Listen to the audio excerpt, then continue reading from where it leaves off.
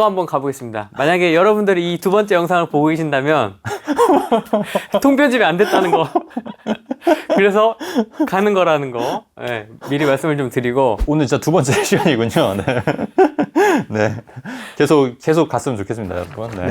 자, 일단은 좀 볼게요. 이분 같은 경우는 이제 10월에 결혼 예정. 그러니까 아직 결혼 예정이란 건 혼인신고가 안 돼 있다는 얘기예요. 그래서 성동구에 5천에 135 해서 아마 지금 동거 상태로 이제 하시는 것 같고요. 참고로 말씀드리면 여러분 혼인신고를 안 하면 상속권은 없습니다. 그래서 이제 다만 이제 동거를 하게 되면 이런 말은 좀 그렇지만 이제 동거할 때면 위자료 청구권은 가능해요. 위자료 청구권. 그거는 이제 참고 삼아 말씀드리는 거고요. 그래서 2021년 이것도 쓸까요? 상속권은 없지만 위자료 청구권은 가능. 아, 동거. 네. 사실혼. 그렇죠. 사실혼일 때. 네. 이런 거는 상식적으로 알고 계셔야 돼요. 네. 좋네요. 네.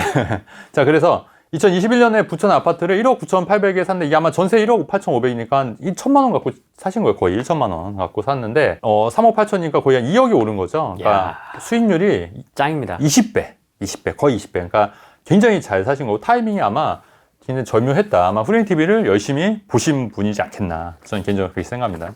그 전에 사지 않았을까? 굉장히 잘 사신 거예요. 이거 본인이 사셨으면 제가 볼 때는 좀 투자 감각이 그래도 좀 있으시다. 왜냐면 첫 투자가 굉장히 성공적이다. 왜냐면 이게 사실 쉽지가 않아요. 20배면 이거 주식으로 환산해봐도 어마어마한 거예요. 사실은 굉장히 잘 사셨다. 자, 그리고 월 수입이 1,000이고 월 지출이 300이고 지출도 뭐 적당하세요. 300이면 굉장히 알뜰하신 편이고요. 그래서 허용 가능 금액은 이제 40%인 이제 400만 원 정도. 그래서 700만 원이 남으니까 그래도 이제 현금 여력은 어느 정도 되시는 분이다.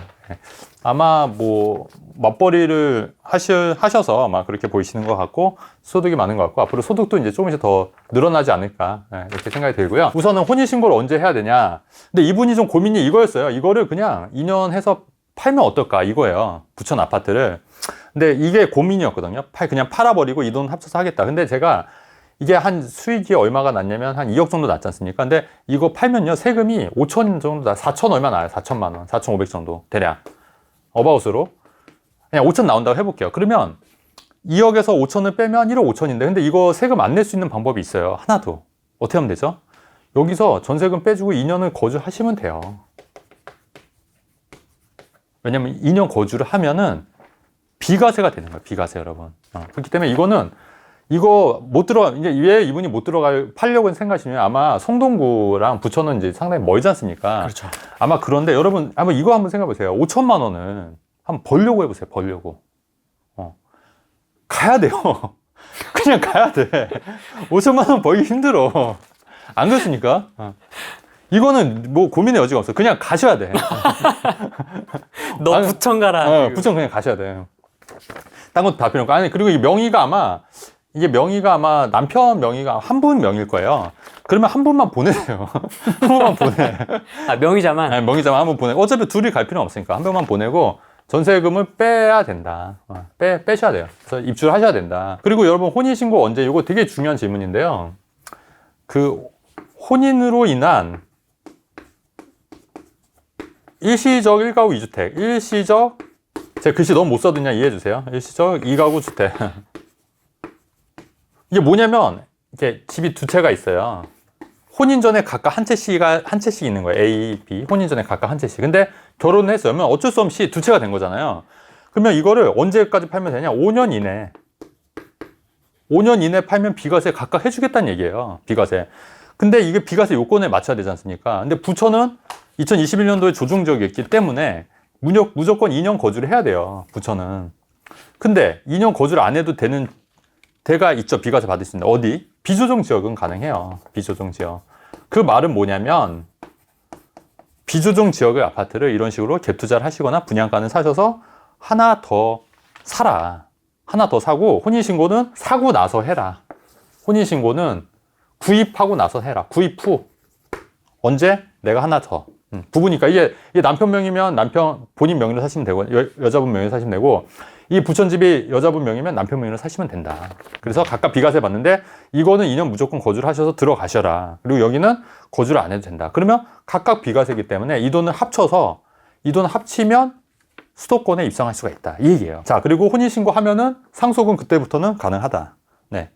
그렇게 해서 그래서 뭐 중요한 건 아니지만 네. 어쨌든 이런 부분에 대해서 좀 생각을 하셔야 될 것 같고. 되게 강조하시네요. 네. 중요하기 때문에. 자, 그래서, 그리고 또 우리가 또, 이혼도 많이 하지 않습니까? 이혼도. 네, 하지만, 잘 사신 게 중요한데, 이제 그런 것도 이제 좀 같이 좀 생각을 하셔야 된다. 우리 항상 모든 최악의 경우를 생각하셔야 돼요, 여러분. 지금부터 빌드업을 잘 조금씩. 그 시드 2억 5천으로 솔직히 서울 아파트 투자는 좀 힘들어요. 2억 5천은. 근데 수도권은 가능하니까 거중 개타인데, 이거를 언제 하면 되냐면, 아까도 얘기했듯이 한 바퀴 한 번 좀 텀을 두셔야 돼요. 그러니까 본인이 어차피 2년 거주를 하려면 또 시간이 필요하니까 하나 더 사셔서 각각 하고 혼인신고해서 2개를 팔고 그때 서울 수도권으로 갈아타는 전략으로 하면은, 어떨까. 그래서, 요거는 이제 조금 힘들 것 같고, 이제 수도권은 이제 가능하다. 이제 시간이 좀 지나면. 자, 그 다음에 또 중요한 질문 하셨어요. 향후 대출 및 금리 흐름 예상. 어제 그 발표가 난 게 4억 미만의 주택은 고정금리로 대출 전환이 가능해요. 그죠? 지역에 상관없이. 네, 지역에 상관없이 4억. 이게 발표가 지금 확실히 이제 난데, 근데 이 주택이 마침 3억 8천이네. 네. 지금은 모르겠어요. 네. 지금 아마 좀 또 떨어지고 있어요. 아마 거의 4억에 근접할 것 같아요. 이 정도면. 자, 그러면 4억이면 이분은 첫 내 집 마련이니까 LTV 80% 나오니까 물론 DTI도 되잖아요. DSI도. 그러면 이거 전세금 빼주고 들어가서 살면 돼요. 대출 받아서. 그리고 고정금리로 갈아타시면 됩니다. 고정금리로. 네. 혜택이니까. 네. 왜냐하면 금리가 지금 향후 오를 여지가 있고요. 금리는 향후에 좀 오를 여지가 있어요. 왜냐하면 계속해서 미국이 금리를 올리고 있잖아요. 미국이 금리를 올리고 있기 때문에 금리가 오르고 있다. 근데 미국이 금리가 오르면 사실 성장에 굉장히 발목을 잡는 거거든요. 그럼에도 불구하고 금리를 미국이 올리는 이유는 이렇게 과감하게 올릴 수 있는 이유는 미국 실업률이 생각보다 지금 견고해요. 네, 맞아요. 실업률이 생각보다 견고하기 때문에 미국이 이렇게 강하게 드라이브를 할 수 있는 거거든요. 그래서 당분간 실업률이 뭐 올라가지 않는 한 계속해서 금리는 오를 수가 있다. 그래서 당분간은 고정금리가 유리하다. 그리고 또 정부에서도 이런 혜택을 주고 있지 않습니까? 딱 맞아 떨어지네요. 그래서 무조건 고정금리로 갈아타셔라. 갈아타시고 이거 해서 대출에 돈이 있어도 대출을 최대한 받으세요. 왜냐면 본인 명의로 다른 거 하나 더 사셔야 되거든요. 비조정 지역에.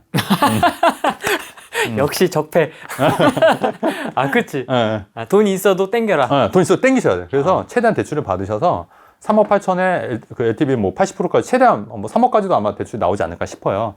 그렇게 되면 뭐 더 나올 수도 있지만 뭐 최대한 많이 받고 나머지 자금은 이제 또 다른 거에 투자를 해서 명의로 해서 혼인신고를 하고 각각 해서 비과세 받는 전략으로 갈아타고 나서 이제 이거 이제 팔고 나서 또 어떻게 할 건지는 또 그때 가서 좀 생각을 해보셔야 될 것 같습니다. 네. 그럼 저 2.5억은 어떻게 됩니까, 시드?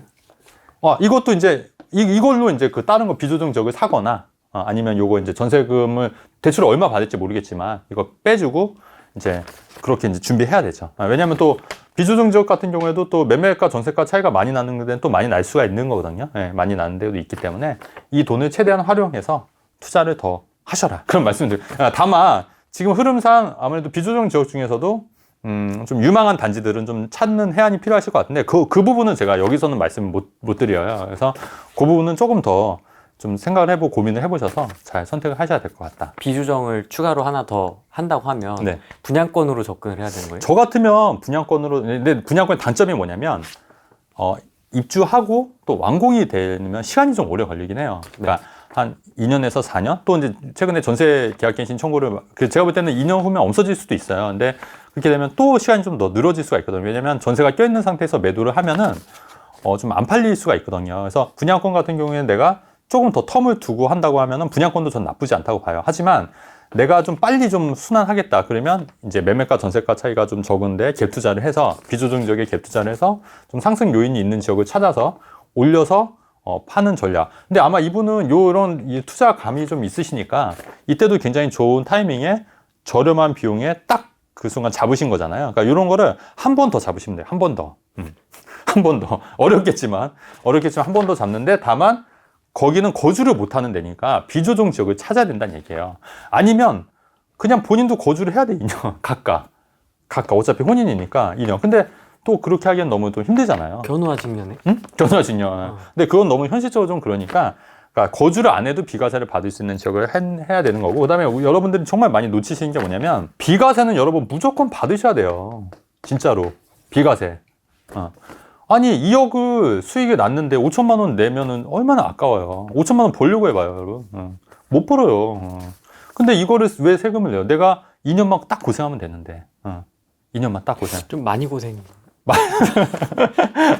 많이 고생할 수 있는데, 뭐, 그래도 뭐, 근데 또, 이렇게 주말 부부도 나쁘지 않은 게, 일주일에 한 번 보는 것도 오히려 사이가 굉장히 돈독하더라고요. 왜냐면, 일주일에 한 번씩, 2주에 한 번씩 보면은 마치 이렇게 그 연애하는 것처럼, 이렇게 사이가 애절하게. 애절하게 해서 막, 엄청 좋아하는 사람을 제가 봤거든요. 그러니까 이렇게 좀 떨어져서 사는 것도 나쁘지 않을 것 같다. 이 사연자분은 뭐 투자는 한 건밖에 없지만은 네. 그리고 이제 전체적인 저 상황을 봤을 때 점수는 어느 정도? 그러니까 저는 이분은 굉장히 가능성을 높게 봐요. 왜냐하면 사실은 1,000만 원 투자해서 2억을 번다는 것 자체가 사실 저도 힘든 케이스거든요. 사실은 저도 힘든 케이스인데 이거를 진짜 운으로 잡으셨던 실력으로 잡으셨던 뭐 둘 다 어느 정도 이제 있었겠지만 그래서 이런 감각을 잘 키우신다고 하면은 제가 볼 땐 굉장히 괜찮을 것 같고요. 다만 이 한 번으로서는 이제 평가기가 점수를 매기긴 굉장히 어렵다. 그래서 저는 한 73점 드리겠습니다. 73점 정도면.